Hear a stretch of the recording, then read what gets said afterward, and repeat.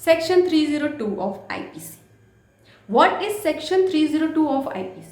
हम अक्सर सुनते और पढ़ते हैं कि हत्या के मामले में अदालत ने आईपीसी यानी भारतीय दंड संहिता की धारा 302 के तहत मुजरिम को हत्या का दोषी पाया है। ऐसे में दोषी को सजाए मौत या फिर उम्र कैद की सज़ा दी जाती है। लेकिन धारा 302 के बारे में अभी भी काफ़ी लोग नहीं जानते हैं, तो आज हम जानेंगे कि आईपीसी का सेक्शन 302 क्या है। भारतीय दंड संहिता यानी Indian penal code IPC Bharat के किसी भी सिटीजन द्वारा किए गए कुछ अपराधों की परिभाषा और दंड का प्राविधान करती है। इसके अंतर्गत अगर कोई पर्सन किसी दूसरे पर्सन की हत्या करता है तो उसे लाइफ इम्प्रिजमेंट या फिर डेथ सेंटेंस और फाइन से पनिश किया जाता है। आईपीसी को ब्रिटिश टाइम पीरियड में 1862 में लागू किया गया था। इसके बाद समय समय पर इसमें अमेंडमेंट होते रहे। स्पेशली देश की आज़ादी के बाद इसमें बड़ा बदलाव किया गया।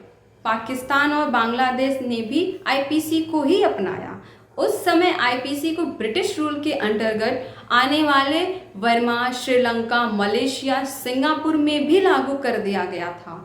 आईपीसी की धारा 302 कई मायनों में बहुत इंपॉर्टेंट है। मर्डर के आरोपी पर सेक्शन 302 लगाया जाता है। अगर किसी पर हत्या का दोष साबित हो जाता है तो उसे उम्र कैद या फिर फांसी की सज़ा और जुर्माना हो सकती है। मर्डर के केस में खास तौर पर मर्डर की इंटेंशन और पर्पस पर ध्यान दिया जाता है। इस तरह के केस में पुलिस को एविडेंस के साथ ये साबित करना होता है कि मर्डर आरोपी ने किया है और आरोपी का मर्डर करने का पर्पस भी था और मर्डर करने की इंटेंशन भी। सेक्शन 302 से रिलेटेड एक केस दिल्ली से आया था। ये case state versus Vijay and Salu के नाम से रोहिणी कोर्ट में दर्ज किया गया।